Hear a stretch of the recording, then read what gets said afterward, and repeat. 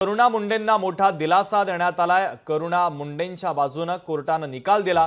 युक्तिवादानंतर धनंजय मुंडेंची याचिका फेटाळलेली आहे, तर पोटगी देण्याचा कुटुंब न्यायालयाने महत्त्वाचा निर्णय दिल्यानं आता करुणा मुंडेंना मोठा दिलासा मिळतोय, तर धनंजय मुंडे यांना मोठा झटका बसलेला आहे। 2 लाखांची पोटगी कायम राहणार असून माझगाव कोर्टानं मोठा निर्णय दिलेला आहे।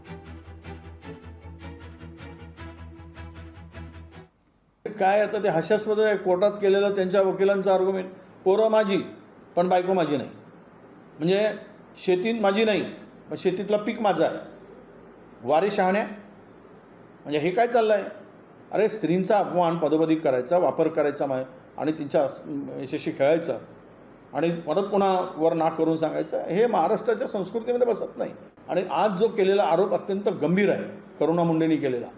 पैसा अमाप आहे धनंजय मुंडेकडे, कारण राखेचाच पैसा आहे आणि पुन्हा मिळवलेला पैसा आहे। त्यामुळे कदाचित हे मस्ती असेल की जा करुणा मुंडेशी लग्न करा, 20 कोटी घेऊन जा, असंही कदाचित ते असेल, ते सत्य असू शकेल। न्यायाधीश साहेबांचा मी खूप मनापासून आभार मानते, धन्यवाद मानते, जे न्याय केला त्यांनी।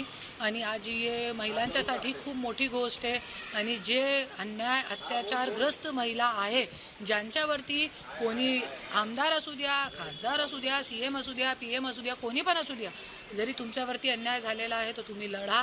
आणि आज जे निकाल आहे, आज कम से कम 5वी 6वी वेळे धनंजय मुंडे जे आहे कोर्टामध्ये तोंडावर पडलेला आहे। लोकशाही मराठी ऐका, पहा, जागरूक रहा।